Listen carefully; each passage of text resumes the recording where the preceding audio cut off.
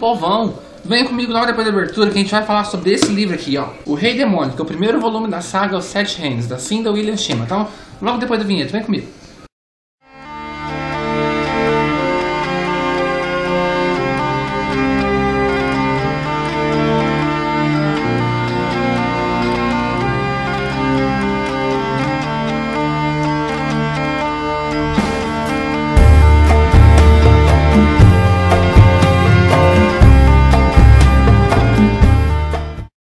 E aí pessoal, voltei com mais uma resenha pra gente e nessa semana a gente vai estar falando sobre esse livro aqui, O Rei Demônio. Vamos começar do princípio, né? Que é o seguinte, esse livro é o primeiro volume de uma série de 4 livros chamada Os Sete Reinos. Ele foi escrito pela Cynda William Shima, que é a mesma autora daquela série O Herdeiro Guerreiro. Essa série aqui, do Herdeiro Guerreiro, que é o primeiro volume, né? Essa série também tem 4 volumes, e tanto é que o 4º volume dessa série vai ser lançado esse ano, no segundo semestre de 2014, pela editora Farol. Quem trouxe esse livro para cá pro Brasil foi a Suma de Letras, que é o selo da Objetiva. E eles trouxeram, como vocês devem ter conferido, quem não conferiu, eu vou deixar o link aqui embaixo no box de informações. Eu fiz um unboxing desse livro aqui. Eu recebi ele de parceria com a Suma de Letras. A primeira parceria do canal, gente. Olha pra você ver que beleza. E eu recebi ele de parceria. E veio numa caixinha tudo bonitinha, vem mapa e tudo mais. Eu vou deixar o link do unboxing aqui embaixo no box de informações para vocês conferirem. Eu dei uma olhadinha lá. E é o primeiro livro que eu recebo de parceria da editora. E eu tô muito entusiasmado com essa parceria. E eu posso dizer que já começou excelente a parceria, porque eles já me enviaram de cara esse livro aqui, que é sensacional, incrível. Então, vamos começar. A história é uma história medieval, é uma história de fantasia e é uma história muito boa. A gente vai então ter esses 7 reinos aqui. E a autora ela cria toda uma mitologia para esses 7 reinos. É um planeta à parte.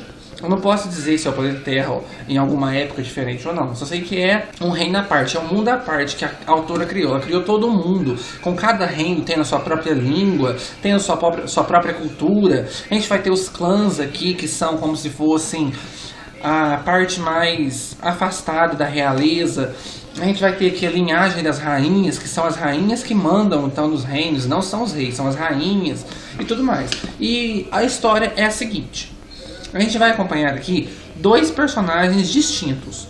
Um que é o Handsome, apelidado de Ren, ou então como ele é chamado nos clãs, Caçador Solitário, que ele é um menino pobre, ele é um menino das raças menos favorecidas, ele é humano, claro, e ele não tem muito dinheiro, ele não tem pai, ele só tem a mãe e a irmãzinha mais nova dele. Então a responsabilidade de sustentar a casa acaba caindo sobre ele. A mãe dele até trabalha como lavadora de roupas, ela lava as roupas, lava o vestido da nobreza, esse tipo de coisa, mas ela não tem um pagamento muito bom, então ela não tem condições de sustentar a família sozinha.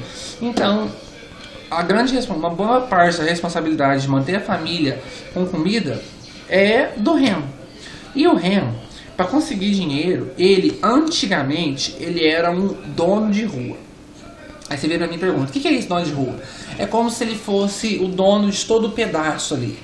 Tem a cidade e pelas quebradas, onde tem os comércios mais, digamos que, comércio negro, mercado negro, a área de roubos, a área de coisa mais ilegal, é toda a responsabilidade dele. Pelo menos era, porque ele era o dono da rua. Ele fazia parte da gangue dos Trapilhos. Por que Trapilhos? Trapilhos é onde ficava o comércio da cidadezinha onde ele morava. A cidadezinha onde ele morava tinha essa grande rua, essa grande avenida chamada Trapilhos, que era onde tinha todo o comércio, tinha toda a movimentação de dinheiro dessa cidadezinha era em Trapilhos. E ele então fazia parte da gangue dos Trapilhos. E a maior rival da gangue dele era a gangue dos Austrinos, que era onde ficava o comércio de Áustria, a cidade vizinha. E eles tinham uma grande rivalidade. Então, o Handsome viu que ele não ia ter futuro se ficasse nisso. Embora o dinheiro fosse muito bom, ele conseguia trazer dinheiro para casa, ele conseguia trazer comida para casa, esse tipo de coisa, Ele não queria ver a família dele envolvida com isso, a irmãzinha mais nova dele tendo que entrar para a gangue dos Trapilhos também, para poder conseguir ficar protegida de ataques de gangues inimigas, esse tipo de coisa. E ele, então, resolveu abandonar. Ele não é mais, então, o dono da rua dos Trapilhos. E por isso ele, então, começa a viver de vendas. Então ele vai e sai para poder caçar, procurar ervas, procurar várias coisas raras, esse tipo de coisa, para poder vender, então, na Avenida dos Trapilhos. E é esse o modo de vida dele. O dinheiro que ele ganha é bem pouco, mal dá para sustentar a família, mas é um modo de vida honesto que ele conseguiu encontrar. Mas mesmo assim, ainda continua com a fama de dono da Rua dos Trapilhos. E ele tem uma particularidade muito interessante. Desde que ele nasceu, ele tem braceletes nos 2 braços. Braceletes grossos, de prata. Pelo menos aparenta ser prata, mas ele acredita que é um outro material muito mais resistente, muito mais forte. E que não sai de jeito nenhum dos braços dele. Ele tem certeza que esses braceletes valem muito, mas eles não saem. Ele já tentou de todas as formas tirar esses braceletes e esses braceletes não saem. E ele então ficou conhecido como o dono da rua mais temido. E o pessoal chama ele de algemas prateadas, justamente pelo fato dos braceletes dele serem bem prateados. E a gente vai conhecer, então, vai seguir a vida do Hanson. E paralelamente com a história que é contada com o Hanson, a gente também vai conhecer e seguir a vida da Ryza. A Ryza, ela é a princesa herdeira, ou seja, ela é filha da rainha Mariana, que é a grande rainha soberana de todo o reino, e ela é a princesa herdeira, que vai herdar o trono assim que a mãe dela morrer. E por isso, sobre ela tem uma grande responsabilidade, uma grande pressão. E ela está prestes a fazer 16 anos. Digamos que, como a gente aqui na nossa vida real, a gente tem vários debutantes, que com 15 anos diz que a pessoa estreia para o mundo. Aqui é com 16 anos que eles chamam de o rebatizado de 16 anos. E quando a pessoa, geralmente esse costume é seguido mais na nobreza. Quando algum nobre chega no rebatizado de 16 anos, é quando ele estreia para o mundo. Então é onde ele pode conseguir pretendentes para casamentos, para poder fazer aliança, e é onde começa o treinamento intensivo para ser rainha. E isso tá dando uma grande pressão sobre a Ryza, porque a Ryza, ela é filha da Mariana, a grande rainha que veio da nobreza, descende da nobreza, e o pai dela, ele é o chefe do clã Demonai. O que é isso? O clã Demonai é assim. Aqui a gente tinha as classes sociais, né? O Hanson, ele tá na classe social mais baixa que tem, que é a classe dos plebeus, a classe dos camponeses. Acima da classe dos plebeus, dos camponeses, a gente vai ter os clãs. Os clãs são como se fossem comerciantes e mercadores. Todos eles são ótimos em fazer artefatos mágicos, principalmente artefatos mágicos, e vários tipos de outras coisas. E eles, pelo fato de conseguirem trabalhar com a magia, eles têm um grande respeito e também muita inveja dos magos. Os magos, eles têm os poderes dentro de si, mas para conseguirem controlar esses poderes, eles precisam de algum artefato mágico, como por exemplo esse aqui da capa. Esse aqui da capa é um artefato mágico muito poderoso que pertenceu ao Rei Demônio. Calma que eu vou chegar lá, gente. E é o seguinte, o pai da Ryza, ele vem do clã Demonai. O clã Demonai é conhecido como o clã mais importante pelo fato de conseguir fabricarem artefatos mágicos muito poderosos. Só que é o seguinte, na história do reino, há muito tempo atrás, teve toda uma... Eu não vou contar pra vocês que perde muita graça, eu acho que é mais interessante vocês lerem no livro. Tem toda uma história lá com a parada de que uma rainha se casou com um mago e teve um rolo todo lá. E pelo fato do que aconteceu, os clãs então passaram a fazer, digamos que, esses artefatos mágicos com data de validade. O artefato mágico funciona até um certo período de tempo. Depois disso ele para de funcionar e o mago não consegue mais ter controle sobre os seus poderes. Então eles têm que voltar no clã e o clã tem que refazer o artefato mágico para ele poder voltar a funcionar normalmente. E é assim que então os clãs conseguem controlar a magia dos feiticeiros e magos, para poder os feiticeiros e magos não terem poder absoluto e conseguir reinar totalmente sobre outras pessoas, né? Para não ter também a injustiça, né, gente? E então a gente vai acompanhar a vida da Ryza. Ela está prestes a fazer o aniversário dela de 16 anos, né? O rebatizado de 16 anos. E entrar para a idade adulta, então, começar o treinamento de herdeira rainha. A herdeira do trono. E a gente vai acompanhar então a vida dos dois, paralelamente. E o interessante desse livro é que conforme vai passando a história, você vai conhecendo personagens que se cruzam entre as duas histórias. E é muito interessante. E a história principal do livro, então, é os dois indo rumo, cada um ao seu rumo de vida. E alguns fatos que vão acontecer aqui nesse livro que vai fazer com que as vidas dos dois se cruzem. E é muito, muito interessante. A autora usa aquele método de cada capítulo ela conta sobre o ponto de vista de um dos personagens. A narrativa é em terceira pessoa e esse fato que vai acontecer vai cruzar a vida dos dois. E é muito interessante porque a gente vai começar a ver então... É muito legal você ver pelos olhos da Ryza ela conhecendo a pobreza, ela conhecendo os plebeus, ela conhecendo como que funciona realmente a vida. Porque ela era confinada no castelo. Quando ela saía do castelo era então naquelas carruagens cercadas de proteção, esse tipo de coisa. E ela não tinha real percepção de como é a vida verdadeira de uma pessoa. E é muito interessante isso. E o fato que vai acontecer aqui vai mexer com toda a estrutura. Você vai conseguir... Aí vai ter então esse negócio, o lance das conspirações. A gente vai ter aqui os grandes magos. O grão-mago, que é o mago, o braço direito da rainha. A gente vai ter então a guarda pessoal da rainha, que é os lobos gris. Eu acho que é assim que se pronuncia. Que é a guarda pessoal da rainha, que eles são responsáveis por manterem a segurança da rainha e a segurança no reino.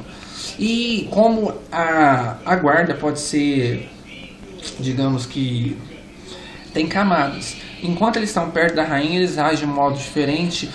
A guarda que toma conta das ruas é totalmente diferente. Eles são bem cruéis até. E é muito interessante. E a história, então, flui. Esse livro me pegou de jeito.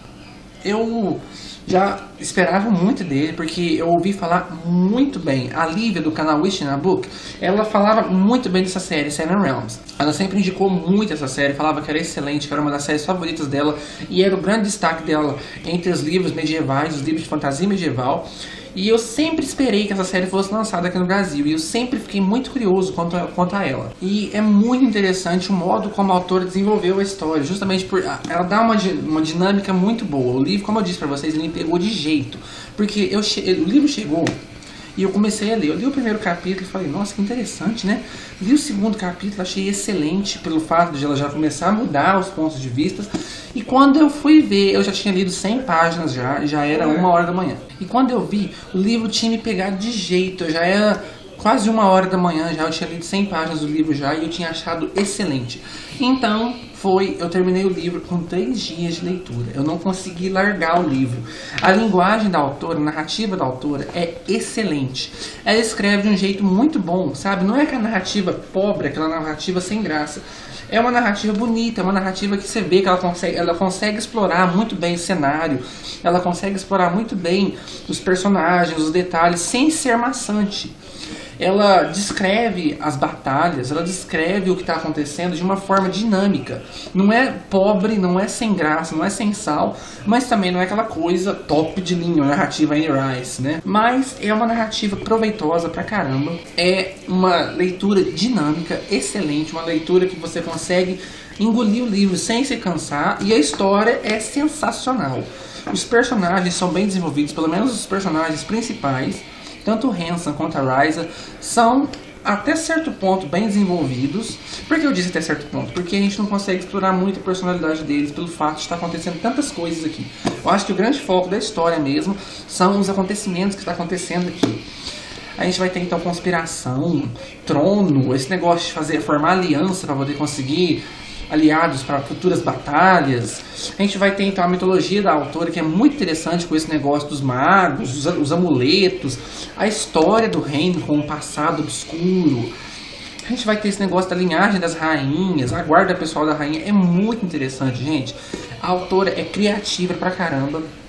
Ela consegue criar fatos interessantes aqui que fazem com que você se interesse cada vez mais pelo livro e pela mitologia que ela criou para poder fazer essa história. E é um livro que me prendeu demais. É um livro que eu recomendo demais. Gente, eu recomendo muito esse livro. É excelente. Eu tô ansiosíssimo para poder ler a continuação. Então, fique recomendado, pessoal. O livro no total então leva 5 corujinhas e já entrou para os melhores de 2014, com certeza está entre os melhores de 2014. E se eu não me engano, não sei não, gente, mas eu acho que ao término dessa série, com certeza essa série vai entrar para mim entre meu top 5 de livros de fantasia medieval favoritos. Então fica a dica pra vocês, pessoal. Então, povão, vocês que chegaram até aqui, clique aqui embaixo em gostei, se inscreve no canal se não é inscrito ainda. Lá no box de informações vai ter vários links pra vocês acessarem. Vai ter a minha página lá no Facebook, vocês podem curtir a página do canal no Facebook. Vai ter o meu perfil também lá, pode me adicionar que eu converso com todo mundo, vai ser muito legal bater papo com vocês. Vai ter o meu Scooby, adicione-me lá no Scooby. Vai ter então o meu Twitter e tudo quanto é tipo de link. Então vamos acessando lá, pessoal. E até o próximo vídeo na semana que vem. Tchau!